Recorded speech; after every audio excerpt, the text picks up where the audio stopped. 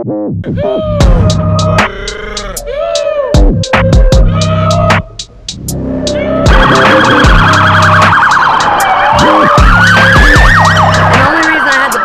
was to smash the nigga's fucking windshield out. That was it.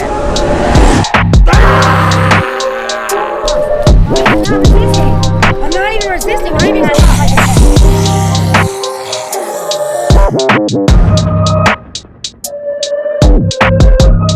I'm Hank with Brattleboro News and PlanetHank.com. Hurt my wrist! That hurt my wrist! That hurt my wrist!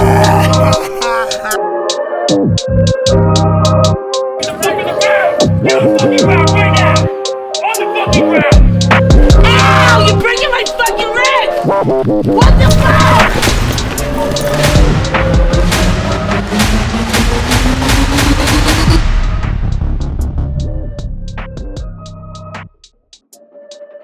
What's up? It's Hank. This is my show. Thanks for watching. During this show, I'm going to introduce the town of Brattleboro, Vermont, and talk about some of the things that we're facing as a community.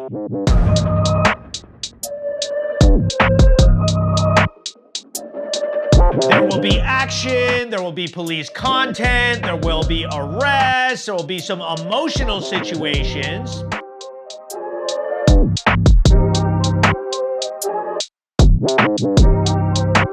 I will be addressing some allegations made against myself. I will be exposing some things that have been hidden from the public, coming from some of the organizations and some of the people here in town.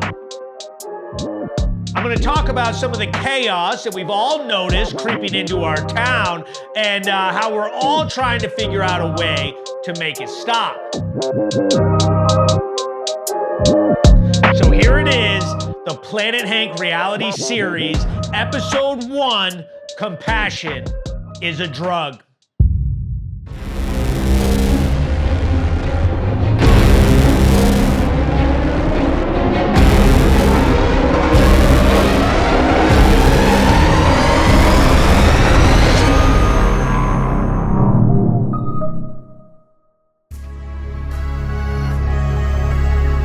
Quick layout of Brattleboro, Vermont.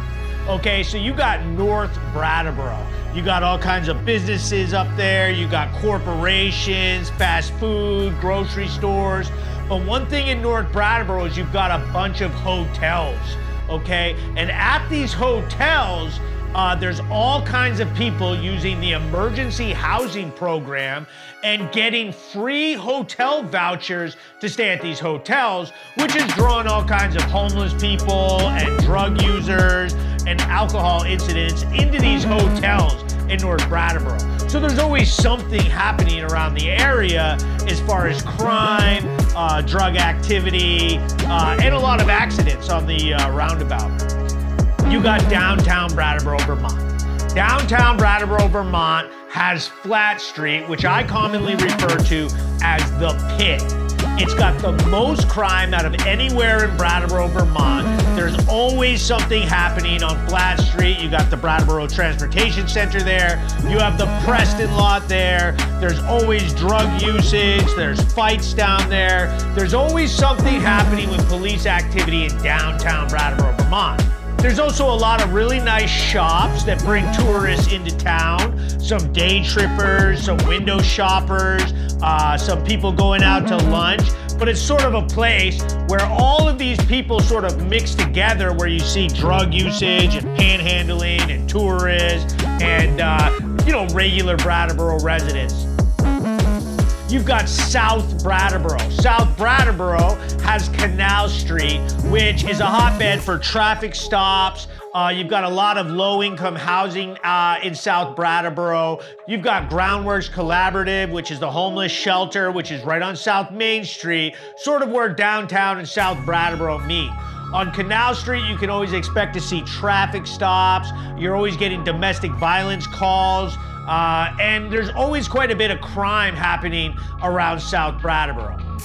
And then you've got West Brattleboro. West Brattleboro is sort of a more sleepy section of Brattleboro, but don't let it fool you. There's a ton of stuff that happens in West Brattleboro if you're paying attention. There's a lot of DUI calls. There's a big trailer park out there, and there's been several very violent crimes reported, such as shootings, drug dealings at some of the housing complexes out there. West Brattleboro is traditionally a little more sleepy, but there's still some activity out that way.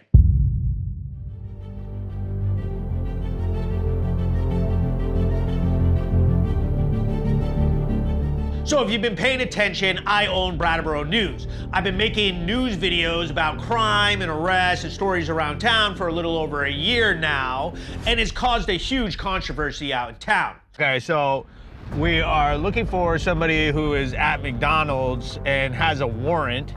But one thing that it did do is spark an interest in public safety amongst townspeople here.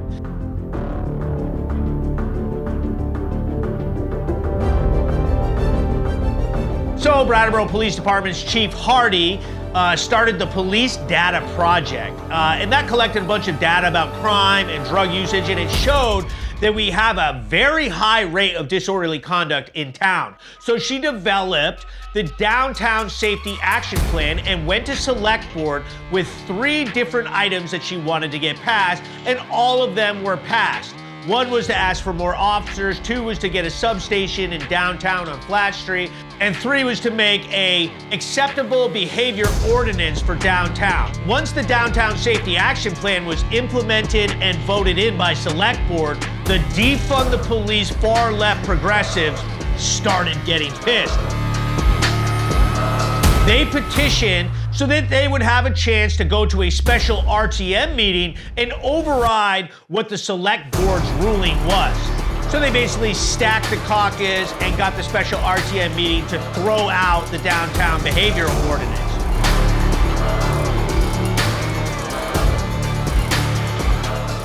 And that basically sparked this huge controversy in town, which caused a lot of people to get politicized, including myself.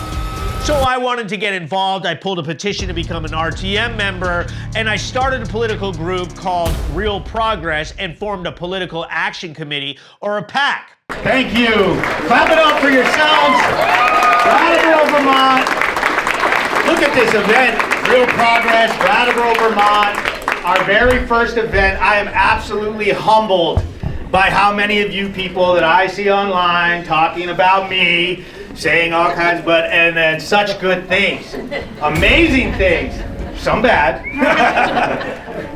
And that is when all hell broke loose, and all kinds of defund the police activists and far leftist extremists started attacking me, trying to destroy my character, digging up old tweets. They wrote 11 newspaper articles about me in less than 30 days and tried everything to destroy me.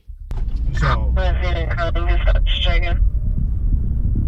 we're out here trying to find this dude.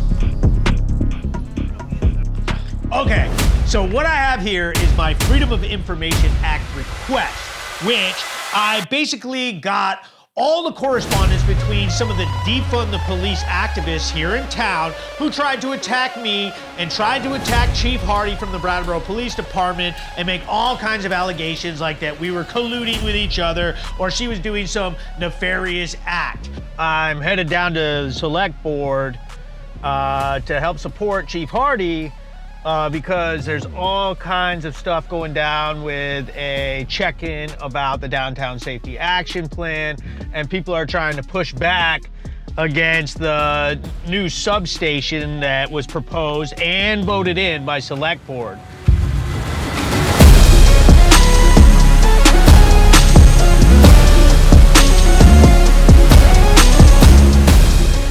My name is Tessa Carey. I was born in Greenfield, Massachusetts, but I've always coincided in Brattleboro, Vermont for about the last 15 years.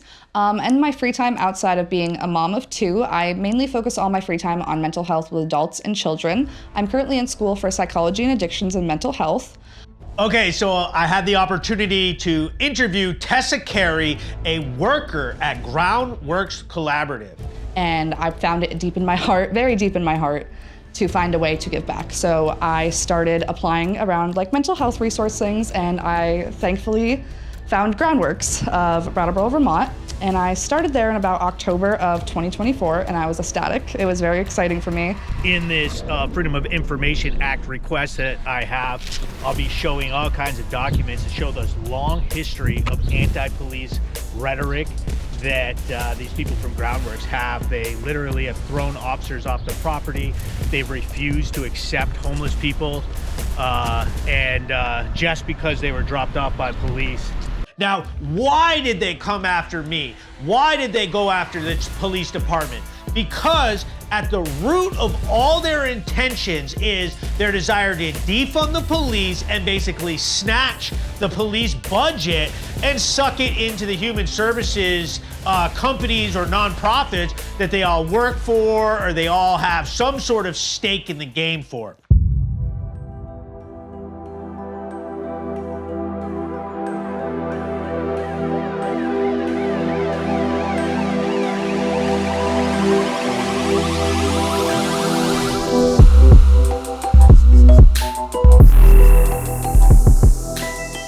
Hi, my name is Phyllis parent. I'm from Brattleboro, Vermont. I was born and raised here. I'm 35, going on 36 years old. So I had the opportunity to interview Phyllis Parent, who is a local woman, who is a drug addict. She is homeless. I'm gonna Hey, don't hurt him! Don't hurt him! Roll on your stomach. You're under arrest. Dude, what the fuck is your problem? You cocksuckers.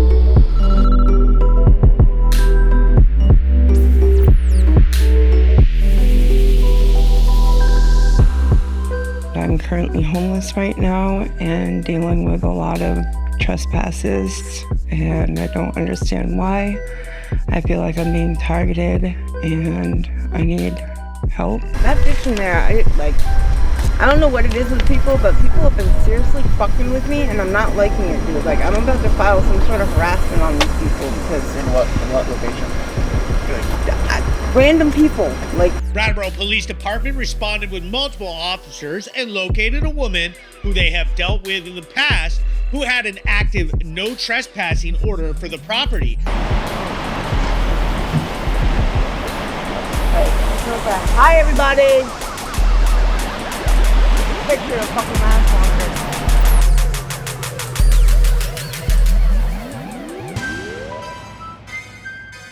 So what I'm gonna do is specifically show you some documents that I have that basically prove that these people are anti-police, and it goes a lot deeper than anybody has any idea about.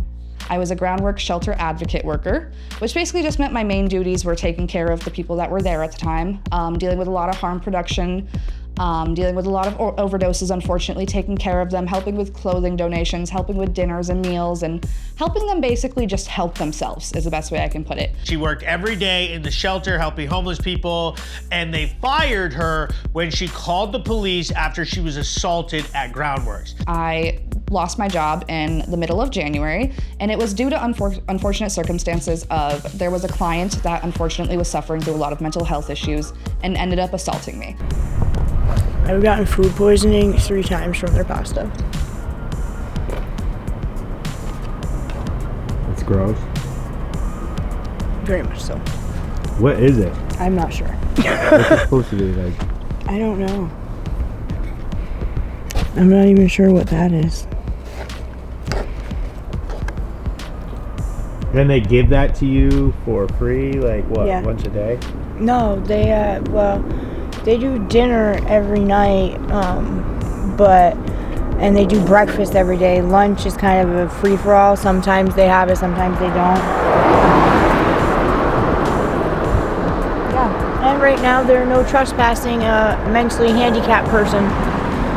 Super awesome, right? I did want to press charges on said client because I felt like it was not appropriate nor okay to put your hands on another person. When I went to HR and higher-ups about this, unfortunately, it was not taken seriously as it should have. Groundworks is like the only shelter in Brattleboro, and I can't go there. I was trespassed from there, which makes it hard for me to be able to keep my hygiene up, to be able to get food and stuff like that. And I'm struggling out on the street right now. I'm sleeping outside. I was heavily advised against going to the police because that could bring bad press, and that's not something Groundworks wanted. It could bring in a bad look for them. They trespassed me because I went there for help, and I asked them for help, and they pretty much told me they couldn't help me. They didn't give me food. They've been refusing me a bed, even during the winter. And I just feel like it's not right. And they've already been going through so many things that make them look bad. A police report with assault on another staff after an incident that happened a while ago, it was just very heavily frowned upon.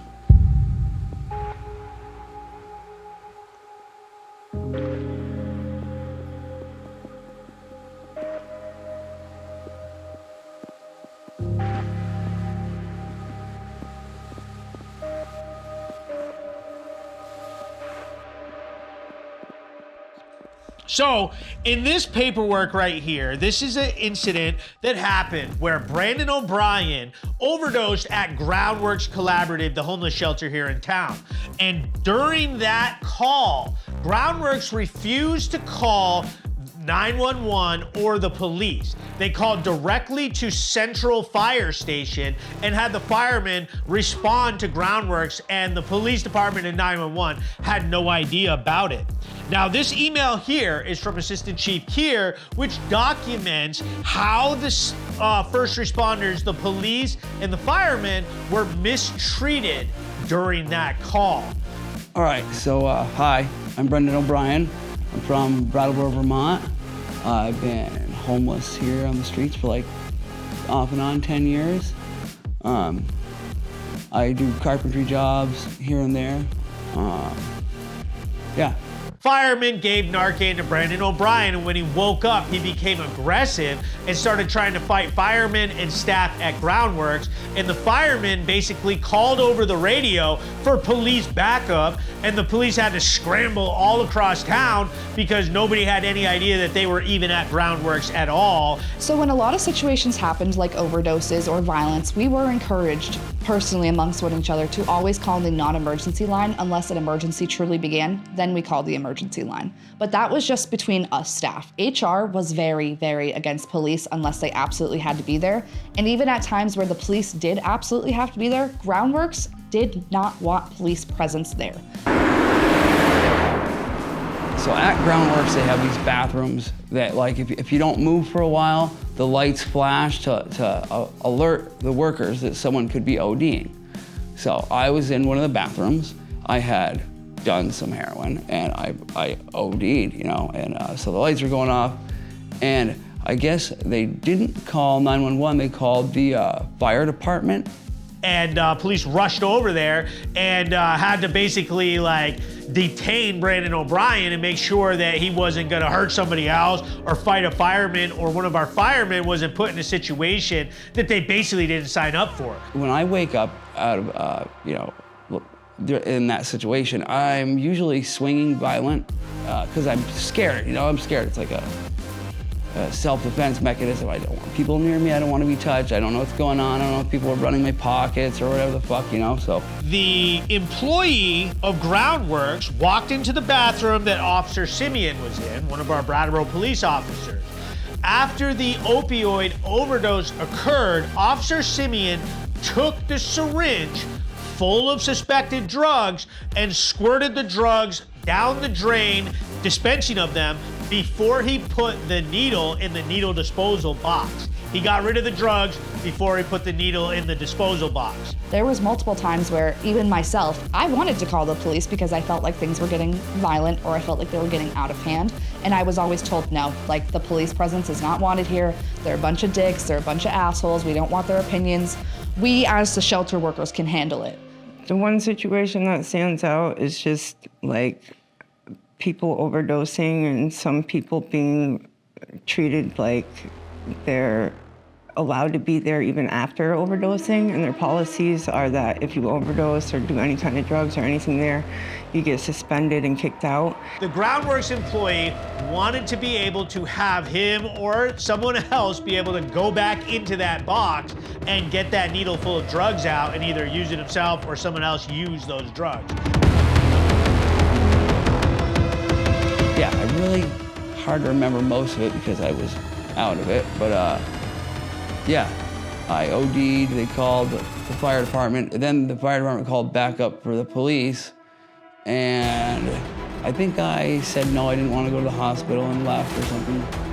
And that wasn't true. There was a lot of situations where we needed the police and we were advised, don't call the police, or essentially you can just go home for the night. And it just sort of illustrates the fact that the culture of the Groundworks staff is full of defund the police activists and leftists who are much more concerned with making a political stance against the police department than they are with actually protecting the people or following the orders of the homeless shelter, such as not allowing people to use drugs and trying to protect them against medical emergencies.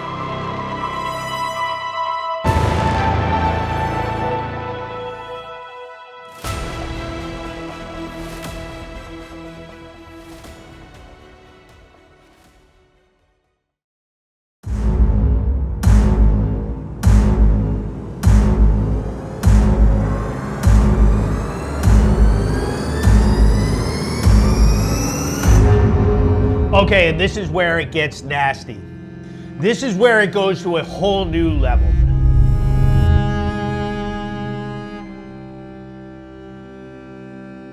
This is an email that was sent from the HCRS crisis worker, police social worker to the chief of police. And it reveals a suicide attempt that happened at Groundworks. And instead of the Groundworks employees calling 911, they called HCRS crisis instead. 911 was never called, paramedics were never notified, and this woman hung herself unconscious, and nobody did the right thing. They just decided that because they are mad about the police because of their politics and their bias, that they would risk this woman's life, who they swore to protect and took money to protect, and did not give her the opportunity to be checked out by a paramedic or a doctor or go to the hospital or anything.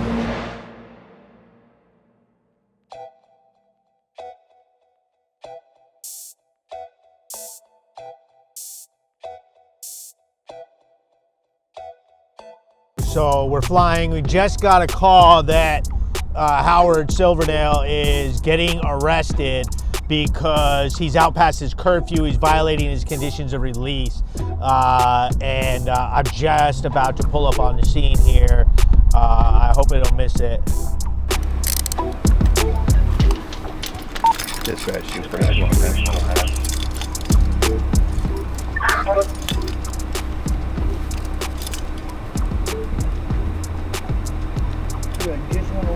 fucking judge. The judge said himself that it is illegal to have somebody that's homeless have a curfew. Howard Silverdale, he is a convict. He served time in prison. I have several arrest videos of him. And so I had the chance to ask him some questions about drug use and what he's all into specifically. And he opened right up to me. Nothing else on me for me.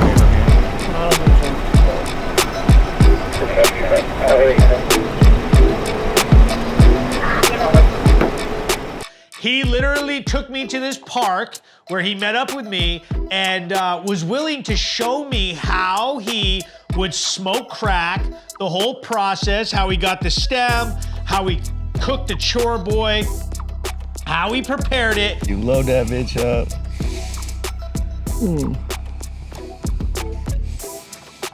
Holy fuck. That's a little. Alright. Alright, Hank, this is first time smoking crack with a cop. smoke crack. These guys are convinced I'm a police officer. Well, close or not. I mean, you always roll with each other, break bread with each other, smoke with each other.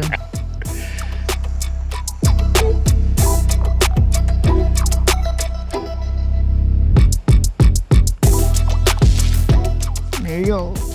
Okay. Yep. Brattleboro, Vermont.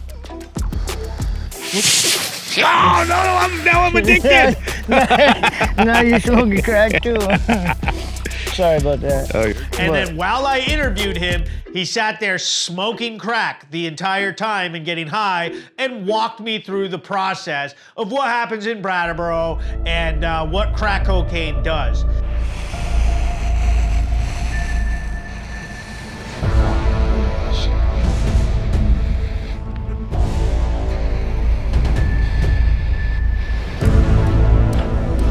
Yep. Feel like smoking fucking. I do too, but. Dude, whatever.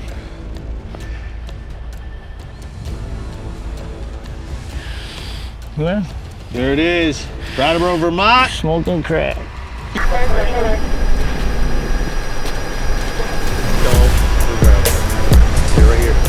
Any fucking deceit. You wanna go where it's fucking my permission, fucking deceit. What are you doing? You doesn't have my fucking permission. It doesn't matter. It's my fucking money. He's very open about his drug use. He's in a desperate situation in his life with homelessness and his criminal record, keeping him from really getting himself out of his addiction to drugs or getting any real help. He can't really get a job. He wouldn't be able to get an apartment. He can't pass a background test, and he's addicted to drugs. Police officers then put the man in handcuffs and placed him under arrest.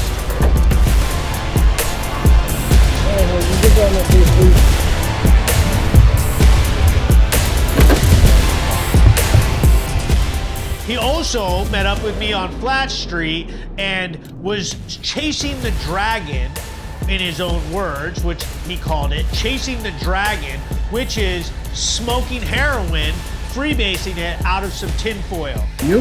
Yeah. No. What? Come on.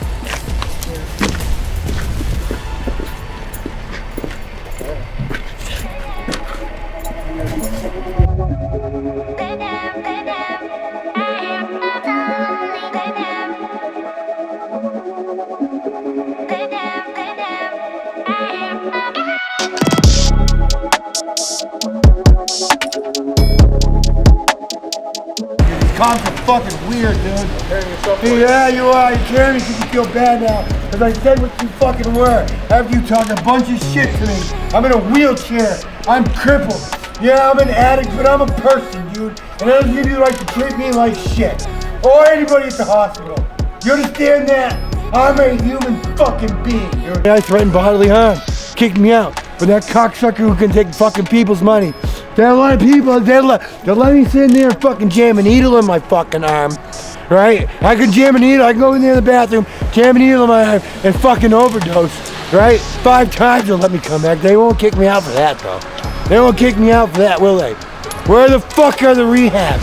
Where's the fucking real help out here, okay? Not a fucking place for drug addicts to come sit down and get high. Groundworks was only supposed to be, as it's in their title, was a homeless shelter. But they took it upon themselves, unofficially, to almost turn themselves into like a safe injection site. It was not something agreed on by the town, by the mayor, by anything like that.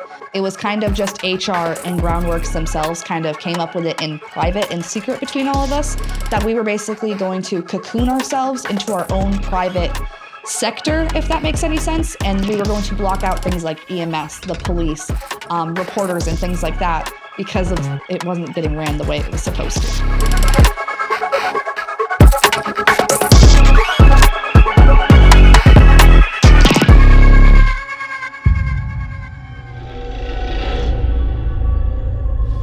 All right, so we're responding to a call right now that there's like a male face down in the middle of the CF Church parking lot, completely unconscious, overdosing. So Officer Lopez just called it in and EMS is on their way.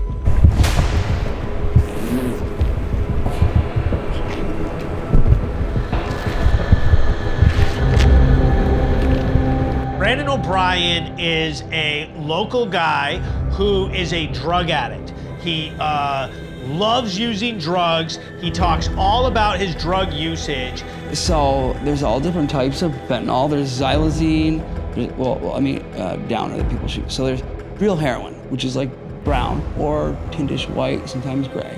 Then there's xylazine, that's usually purple. Then there's fentanyl, which is usually white or yellow. And there's all different kinds. And everything's cut or whatever, which is really what makes it dangerous, is because you have to test, like if you get a new batch, you really have to test it. And sometimes people don't mix it well, so you could get what they call a hot bag, which will be way stronger than the rest of them, which could fucking kill you. And I have this really sad video of him overdosing in the CF Church parking lot. Doing all right, Brendan? Just straight at 43. I was about 10 minutes for it. When he woke up, started puking.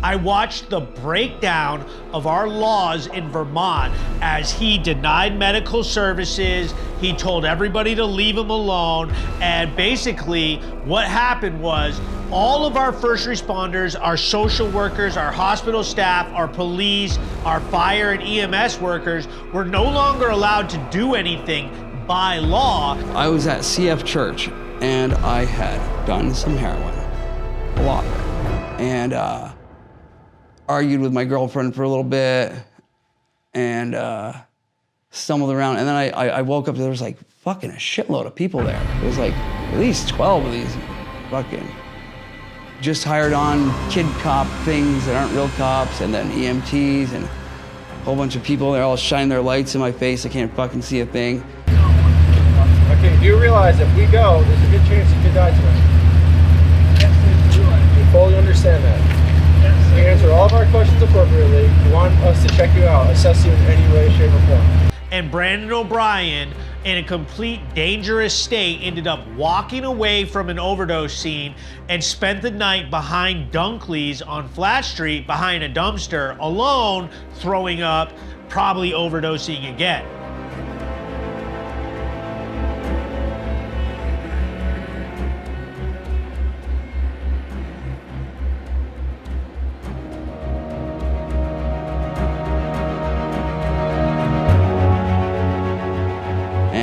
Bumping into him, high, stumbling around.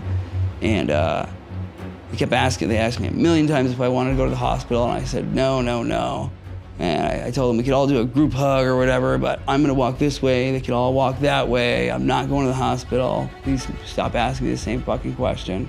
So Hank, I guess, took me under his wing after that, made sure I didn't fucking stumble down into the river or something at Dunkley's. Good job though, and you guys all want to do a big group hug? Okay. Well, I'm gonna walk that way, and I'm gonna keep my eyes open and not look like a total drug dealer. Would that be helpful for you guys too? I know. Hey. All right. So we've got a clear drug problem and crime problem, and our policies in the state are breaking down. To quote the Brattleboro Police Department's Chief Hardy, what we are doing is not working.